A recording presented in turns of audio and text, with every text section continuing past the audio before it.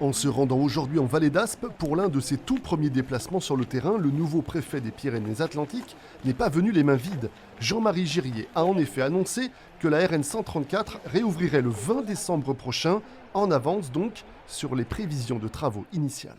L'État a mobilisé beaucoup de moyens puisque dès le début du mois d'octobre, des orientations ont été données. Et le choix qui a été fait par les services de la direction des routes atlantiques, c'est d'aller vite, de faciliter, d'accélérer toute une série de processus administratifs de marché public. Et ça a permis de travailler rapidement. En plus des 11 000 tonnes de pierres et gravats effondrés en septembre dernier, il a fallu en trouver 15 000 de plus pour combler la brèche et créer une pente stable à 35 degrés. Désormais, les engins de chantier travaillent sur la structure de chaussée et tout devrait s'accélérer dans les prochains jours.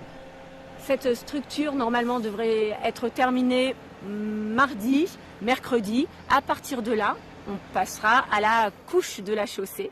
Et c'est une phase là aussi délicate parce que il faut que les conditions météorologiques soient bonnes.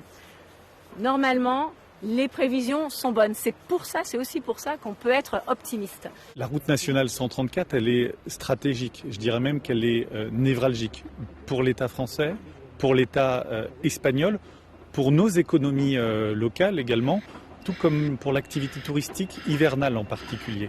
Dans 3 semaines, camions et voitures pourront donc circuler comme avant. En tout, en plus de cette brèche, une 60aine de points sensibles sont traités actuellement par les services de l'État sur la RN 134 pour assurer sa sécurisation.